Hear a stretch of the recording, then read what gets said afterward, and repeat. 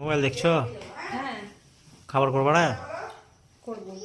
করবে। খাবার করবো না, খাবার করবো না, সবসময় খালি রান্নাঘরে থেকে যাবো নাকি? দেখবো না মোবাইল? দেখে নাও একটু দিয়ে করো গা। কটা বাচ্চা এখন?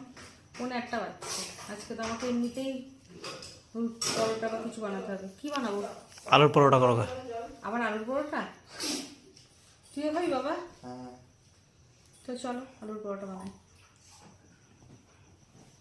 তো দেখো বন্ধুরা, তো বর খেতে চেয়েছে আলুর পরোটা, বানাতে হবে। সেই জন্য এই যে আলুর পরোটার পুর, তারপর বেলা কমপ্লিট হয়ে গেছে, এখন এটা ভেজে নেব। শীতকালে ধনেপাতা দিয়ে আলুর পরোটা খেতে ভালোই লাগে। তো পরোটাটা আমার ভাজা হয়ে গেছে, এপিট ওপিট করে লাল লাল করে ভেজে নিয়েছি।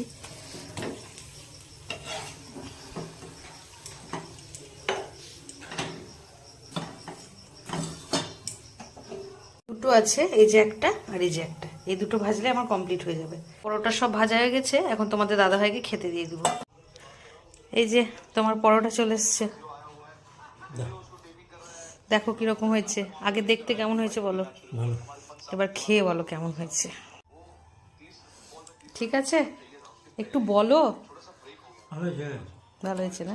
আর তুমি তো আজকে মিষ্টি আনলে না, তাহলে ভালো হতো ওটার সাথে। হ্যাঁ আজকে বৃহস্পতিবার, সেই জন্য আর বাইরেও বেরোলে না। তবে খাও।